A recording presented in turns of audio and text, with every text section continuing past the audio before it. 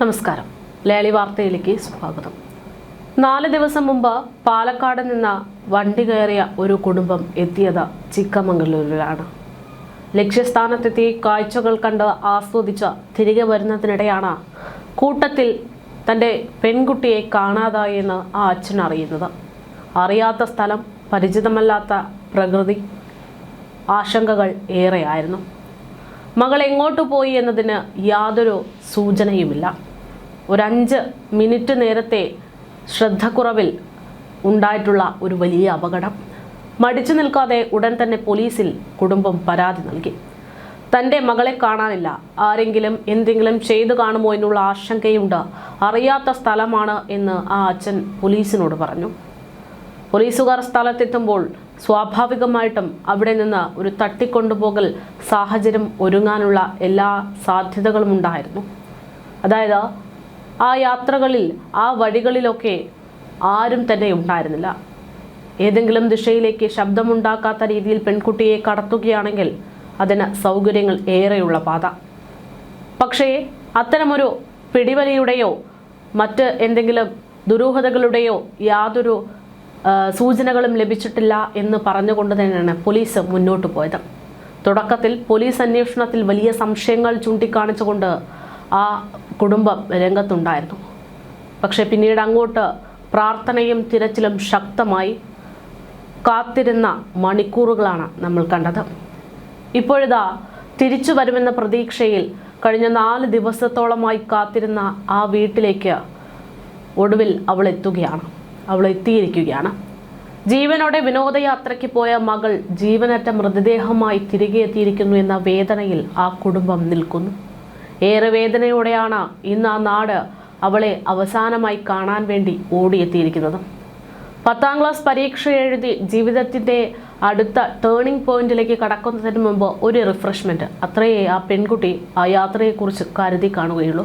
പക്ഷേ വിധിയുടെ വിളയാട്ടം, ഇന്ന് ആ മകളുടെ ജീവൻ നഷ്ടമായിരിക്കുന്നു. അവൾ ഈ ലോകത്തോട് വിട പറയുന്ന മണിക്കൂറുകളാണ്.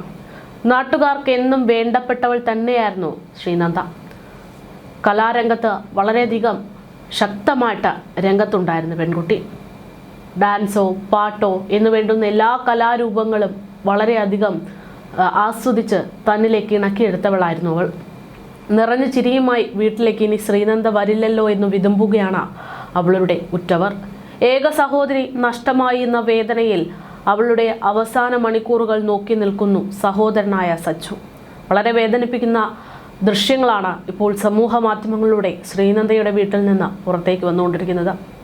ശ്രീനന്ദയുടെ കുടുംബവും അയൽവാസികളും ഉൾപ്പെടെ ഏകദേശം 40 അംഗ സംഘമായിരുന്നു കഴിഞ്ഞ 4-ന് കർണാടകയിലേക്കൊരു വിനോദയാത്ര പോയത്. പഠനത്തിരക്കുണ്ടായതുകൊണ്ട് മാത്രം സഹോദരൻ സച്ചു ആ യാത്രയിൽ നിന്ന് വിട്ടുനിൽക്കുകയായിരുന്നു. ചൊവ്വാഴ്ച രാത്രി മടങ്ങി വരും എന്ന രീതിയിലായിരുന്നു യാത്ര. ഇതിനിടയിലാണ് ശ്രീനന്ദയെ കാണാതാകുന്നത്. ഫോട്ടോയെടുത്തും കൂട്ടത്തിലെ കുട്ടികളുമായി കളിച്ചും ചിരിച്ചും വലിയ സന്തോഷത്തിലായിരുന്നു കുട്ടിയെന്ന ശ്രീനന്ദയുടെ പിതാവ് KG രമേശ് ഓർത്തെടുക്കുന്നു. സഹോദരൻ KG ശശികുമാർ വിതുമ്പലോടെയാണ് ആ മകളെക്കുറിച്ചുള്ള ഓർമ്മകൾ മാധ്യമങ്ങളോട് പങ്കുവയ്ക്കുന്നത്. 4 ദിവസം നീണ്ട തിരച്ചിലിനൊടുവിൽ അവൾ തിരികെ വരുമെന്ന് പ്രതീക്ഷിച്ച ആ അച്ഛൻ്റെ കാതിലേക്ക് ആ വാർത്തയെത്തി. മകളെ കണ്ടെത്തിയിരിക്കുന്നു, പക്ഷേ ജീവൻ നഷ്ടപ്പെട്ടിട്ടുണ്ട്. 10 മിനിറ്റുകൾ കൊണ്ട് അപ്രതീക്ഷിതമായ ശ്രീനന്ദയെ കാത്ത് മണിക്കാധാര വെള്ളച്ചാട്ടത്തിൻ്റെ വ്യൂ പോയിന്റിൽ അമ്മയും അച്ഛനും ബന്ധുക്കളും കാത്തിരുന്നത് 3 രാത്രിയും 4 പകലുമാണ്. 1500 അടി താഴ്ചയിൽ നിന്നാണ് സ്പെഷ്യൽ ടാസ്ക് ഫോഴ്സ് അംഗങ്ങൾ പെൺകുട്ടിയുടെ മൃതദേഹം കണ്ടെടുത്തത്. തുടക്കത്തിൽ ഒരുപാട് ദുരൂഹതകളാണ് ഉണ്ടായിരുന്നത്. അതായത് പെൺകുട്ടിയെ കാണാതായി എന്ന് വിചാരിക്കുന്ന കരുതുന്ന ആ സ്ഥലത്ത് നിന്ന് നേരെ ഓപ്പോസിറ്റുള്ള സ്ഥലത്താണ് പെൺകുട്ടിയുടെ മൃതദേഹം ഉണ്ടായിരുന്നതെന്ന് ബന്ധുക്കൾ പറഞ്ഞു. ശ്രീനന്ദയുടെ മൃതദേഹം കണ്ടെടുത്തപ്പോൾ വസ്ത്രങ്ങൾ കീറിയ നിലയിലായിരുന്നു. ശരീരത്തിൽ ഒരുപാട് മുറിവുകളുണ്ടായിരുന്നു. ഇതെല്ലാം എന്തെങ്കിലും സംഭവിച്ചിട്ടുണ്ടോ, അല്ലെങ്കിൽ പെൺകുട്ടിയെ ആരെങ്കിലും ആക്രമിച്ചിട്ടുണ്ടോ എന്നതിൽ സംശയം ഉണ്ട് എന്ന് ചൂണ്ടിക്കാണിച്ചുകൊണ്ടായിരുന്നു ശ്രീനന്ദയുടെ ബന്ധുക്കൾ രംഗത്തെത്തിയത്. പക്ഷേ ഇപ്പോൾ ഇത്തരത്തിൽ ഒരുപാട് സംശയങ്ങളുണ്ട് എങ്കിലും അത്തരത്തിലുള്ള ഒരു അസ്വാഭാവികതയൊന്നും മരണത്തിലില്ല എന്നുള്ള പോസ്റ്റ്മോർട്ടം റിപ്പോർട്ട് പുറത്തു വന്നു കഴിഞ്ഞിരിക്കുകയാണ്. മരണകാരണം തലയുടെ വലത്തുഭാഗത്തേക്കുള്ള ഗുരുതരമായ പരിക്കേറ്റുകൊണ്ടായിരുന്നു എന്നാണ് റിപ്പോർട്ടിലൂടെ ചൂണ്ടിക്കാണിക്കുന്നത്. ശ്രീനന്ദയുടെ ശരീരത്തിലുടനീളം പരിക്കുകളുണ്ട്, മുറിവുകളുണ്ട് എന്നത് യാഥാർത്ഥ്യമാണ്. പലയിടത്തും അസ്ഥികൾ പൊട്ടിയ നിലയിലാണ്, വീഴ്ച മൂലമുണ്ടായിട്ടുള്ളതാണ് ഇത്തരം മുറിവുകളും പരിക്കുകളും എന്നാണ് പോസ്റ്റ്മോർട്ടം റിപ്പോർട്ട്. ശ്രീനന്ദയുടെ ശരീരത്തിൽ സംശയാതീതമായ മുറിവുകൾ ഒന്നും തന്നെ കണ്ടെത്തിയിട്ടില്ല എന്നും പോസ്റ്റ്മോർട്ടം റിപ്പോർട്ടിലൂടെ വ്യക്തമാകുന്നു. വസ്ത്രം കീറിയത് മരത്തിൽ കൊളുത്തി വലിച്ചതുകൊണ്ടായിരിക്കാം എന്നാണ് പ്രാഥമിക നിഗമനം. എന്തായാലും കുട്ടിയെ കാണാതായ സ്ഥലത്ത് നിന്നല്ല മൃതദേഹം കിട്ടിയതെന്നും ഇതുൾപ്പെടെയുള്ള സംശയങ്ങളും ഒക്കെയായിട്ട് ഈ ബന്ധുക്കൾ രംഗത്തേക്ക് വരുമ്പോൾ മാധ്യമങ്ങളോട് പ്രതികരിച്ചപ്പോൾ അതിനൊക്കെയുള്ള ഒരു മറുപടിയായിട്ട് ഇപ്പോൾ അത്തരത്തിലൊരു ആക്രമണം ശ്രീനന്ദ നേരിടേണ്ടി വന്നിട്ടില്ല എന്ന് പോസ്റ്റ്മോർട്ടത്തിലൂടെ വ്യക്തമായിരിക്കുകയാണ്.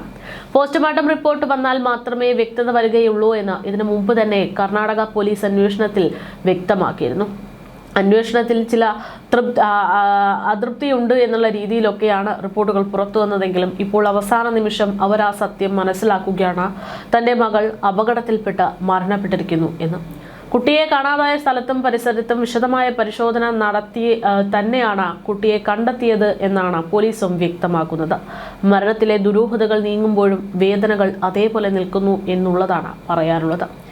മരണത്തിൽ സംശയമുണ്ടെന്ന് കുട്ടിയുടെ വല്യച്ഛൻ ശശികുമാർ അടക്കമാണ് ആദ്യം ചൂണ്ടിക്കാണിച്ചത്. കുട്ടിയെ കാണാതായ സ്ഥലത്ത് നിന്നും പോലീസും മറ്റ് അന്വേഷണ സംഘങ്ങളും മൃതദേഹം കണ്ടെത്തിയ സ്ഥലത്തിൽ പരിശോധന നടത്തണം എന്നതൊക്കെയായിരുന്നു അന്ന് ആ സമയത്ത് അവർ ചൂണ്ടിക്കാണിച്ചതെങ്കിലും ഇപ്പോൾ ശ്രീനന്ദയുടെ പോസ്റ്റ്മോർട്ടം റിപ്പോർട്ട് കഴിഞ്ഞ മൃതദേഹം ആ വീട്ടിലേക്ക് എത്തുമ്പോൾ അവർ ആ യാഥാർത്ഥ്യം മനസ്സിലാക്കി അതിനോടൊപ്പം മുന്നോട്ട് പോകുകയാണ്.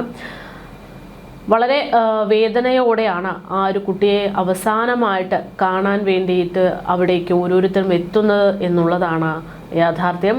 അതായത് ആ 40 അംഗ സംഘ വിനോദയാത്ര എന്ന് പറയുമ്പോൾ ആ നാട്ടിലെ പ്രധാനപ്പെട്ട ആളുകൾ ചേർന്നുകൊണ്ടുള്ള ഒരു യാത്രയായിരുന്നു എന്നുള്ളതാണ്. ഏറ്റവും കൂടുതൽ സജീവമായിട്ടുള്ള ആ നാട്ടിലെ എന്ത് പ്രശ്നങ്ങളുണ്ടെങ്കിലും അവിടെ ഉണ്ടാകുന്നൊരു കുട്ടിയായിട്ട് തന്നെയാണ്, പ്രശ്നമെന്നല്ല, എന്ത് കാര്യമുണ്ടെങ്കിലും അവിടെ ഉണ്ടാകുന്നൊരു കുട്ടിയായിട്ട് തന്നെയാണ് ശ്രീനന്ദയെ അവർ കാണുന്നത്. ഇപ്പോൾ ഒരു പരിപാടി നടത്തുമ്പോൾ അതിലൊക്കെ സജീവമായിട്ട് പ്രവർത്തിക്കുന്ന ഒരു കുട്ടി, തങ്ങളെ കാണുമ്പോൾ മുഖത്ത് നോക്കി ചിരിക്കുന്ന, യാതൊരു പ്രശ്നങ്ങളും ഇല്ലാത്ത രീതിയിൽ തങ്ങളോട് പെരുമാറുന്ന ഒരു പെൺകുട്ടി, പഠനത്തിൽ ഏറ്റവും അധികം മികവ് പുലർത്തുന്ന ഒരു കുട്ടി ഇത്തരമൊരു മരണം നേരിടേണ്ടി വരും എന്നത് കരുതിയില്ല എന്നൊക്കെ ആ നാട്ടുകാർ പറയുകയാണ്. എന്തായാലും വളരെ വേദനയോടെ ആ ഒരു അവസാന മണിക്കൂറുകളാണ് ഇപ്പോൾ കടന്നു പോകുന്നത്. ശ്രീനന്ദയുടെ മൃതദേഹം വീട്ടിലെത്തിക്കഴിഞ്ഞിരിക്കുന്നു എന്നുള്ളതാണ്. പോസ്റ്റ്മോർട്ടം റിപ്പോർട്ടും പോലീസിന്റെ അന്വേഷണങ്ങളും ഒക്കെ കൃത്യമായി നടത്തിയതിനു ശേഷം ശ്രീനന്ദയുടെ മൃതദേഹം പെൺകുട്ടിയുടെ വീട്ടിലെത്തിച്ചിട്ടുണ്ട്. ഇപ്പോൾ ശവസംസ്കാര ചടങ്ങുകളൊക്കെ നടന്നുകൊണ്ടിരിക്കുകയാണ്. വളരെ വേദനയോടെ ആ അച്ഛനും അമ്മയും സഹോദരനും അവളുടെ അവസാന മണിക്കൂറുകൾ നോക്കി നിൽക്കുന്നു എന്നുള്ളതാണ് യാഥാർത്ഥ്യം. ഒരുപാട് ദുരൂഹതകളോടെ ആയിരുന്നു ആദ്യം ഈ ഒരു വാർത്ത കേരളക്കര ഒന്നാകെ കേട്ടത്. നമുക്കറിയാം, 2 ദിവസം മുമ്പ് സമാന രീതിയിൽ മറ്റൊരു പെൺകുട്ടിയെ, കോഴിക്കോട് സ്വദേശിയായ മറ്റൊരു പെൺകുട്ടിയെ കാണാതായിരുന്നു. പക്ഷേ മണിക്കൂറുകൾ, ദിവസങ്ങൾ കഴിഞ്ഞ് അന്വേഷണ സംഘം തിരഞ്ഞെത്തിയപ്പോൾ ഒരു സേഫ് ആയിട്ടുള്ളൊരു സ്ഥലത്ത്, ട്രക്കിങ്ങിന് പോയ ആ പെൺകുട്ടി സേഫ് ആയിട്ടുള്ളൊരു സ്ഥലത്ത് നിൽക്കുന്നത് കണ്ടു. അത്തരത്തിലൊരു തിരിച്ചുവരവ്, ശ്രീനന്ദയുടെ ഒരു തിരിച്ചുവരവ് ഇവരും പ്രതീക്ഷിച്ചിരുന്നു എന്നുള്ളതാണ്. ഇവർ മാത്രമല്ല, കേരളം ഒന്നടങ്കം അത്തരത്തിൽ പെൺകുട്ടിയെ കാണാതായി എന്ന് പറഞ്ഞപ്പോൾ സ്വാഭാവികമായിട്ടും അന്ന് കോഴിക്കോട് സ്വദേശി തിരികെ എത്തിയതുപോലെ തന്നെ ശ്രീനന്ദയും എവിടെയെങ്കിലും സുരക്ഷിതമായി നിൽക്കുന്നുണ്ടാകും, നമുക്ക് അന്വേഷിച്ച് കണ്ടെത്താം എന്നുള്ള പ്രതീക്ഷയിലായിരുന്നു എന്നുള്ളതാണ്. പക്ഷേ വിധി എന്ന് പറയുന്നത് പലപ്പോഴും നമ്മൾ പ്രതീക്ഷിക്കുന്നതിനപ്പുറത്തായിരിക്കും എന്ന് വ്യക്തമാക്കുന്നതാണ് ശ്രീനന്ദയുടെ അവസ്ഥ. ശ്രീനന്ദ മരണപ്പെട്ടു എന്നുള്ള യാഥാർത്ഥ്യം അത് ജനങ്ങൾക്ക് ഉള്ളിലേക്ക് പോലും മനസ്സിലാക്കാൻ പറ്റുന്നില്ല എന്നുള്ളതാണ്. ജനങ്ങൾക്ക് പോലും അത് അംഗീകരിക്കാൻ പറ്റാത്ത രീതിയിലുള്ള ഒരു വേദനയായിട്ട് ശ്രീനന്ദയുടെ വിട പറയൽ മാറി എന്നുള്ളതാണ്.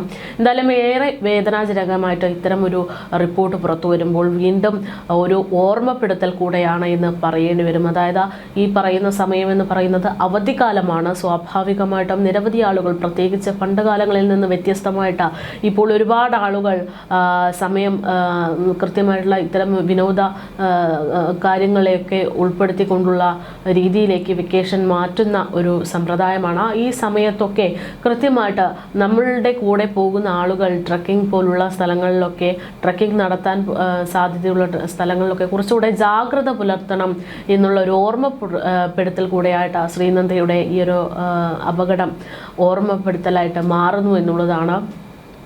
ഈ കഴിഞ്ഞ ദിവസമാണ് ട്രക്കിങ്ങിനിടയിൽ ഇത്തരത്തിൽ വഴിതെറ്റിപ്പോയി എന്ന തരത്തിലൊരു പെൺകുട്ടിയുടെ വാർത്ത പുറത്തു വരുന്നത്. അന്ന് വളരെയധികം വിമർശനങ്ങൾ അടക്കം ഉണ്ടായിരുന്നു. അതായത് കൃത്യമായിട്ടുള്ള നിർദ്ദേശങ്ങൾ നൽകുന്നത് അനുസരിക്കാതെയുള്ള യാത്രാ രീതികൾ അത് വലിയ അപകടങ്ങളെ വിളിച്ചു വരുത്തും എന്നുള്ളത്. ഇവിടെ ഇപ്പോൾ ശ്രീനന്ദയ്ക്ക് എന്താണ് യഥാർത്ഥത്തിൽ പറ്റിയത്? ഈ പറയുന്നത് പോലെ ശ്രീനന്ദ ഈ കൂടെയുള്ളവരുടെ കണ്ണ് വെട്ടിച്ച മറ്റ് വ്യൂ പോയിന്റ് തേടി ഇറങ്ങിയതായിരുന്നോ, അതോ അപകടത്തിൽ അല്ലെങ്കിൽ നിന്ന സ്ഥലത്ത് നിന്ന് എന്തെങ്കിലും പ്രശ്നങ്ങൾ ഉണ്ടായിട്ടോ കാല് സ്ലിപ്പായിട്ടോ അങ്ങനെ എന്തെങ്കിലും സംഭവിച്ച വീണതാണോ എന്നതിനെക്കുറിച്ചൊന്നും വ്യക്തമല്ല. എങ്കിൽ പോലും യാത്രകൾ പോകുമ്പോൾ ആസ്വദിക്കുന്നതിനോടൊപ്പം തന്നെ ജാഗ്രതയും അനിവാര്യമാണ് എന്ന് ഓർമ്മപ്പെടുത്തലോടെ ഈ ശ്രീനന്ദ ഇപ്പോൾ ഈ ലോകത്തോട് വിട പറയുകയാണ്. ശ്രീനന്ദയെ കാണാൻ ഒരുപാട് ആളുകളാണ് ഇപ്പോൾ ശ്രീനന്ദയുടെ വീട്ടിലേക്ക് എത്തിക്കൊണ്ടിരിക്കുന്നത്. നിരവധി ആളുകൾ നിലവിൽ ആ വീട്ടിൽ എത്തിക്കഴിഞ്ഞു. വൈകാതെ തന്നെ ശവസംസ്കാര ചടങ്ങുകൾ തുടങ്ങും എന്നുള്ളതാണ് റിപ്പോർട്ടുകൾ.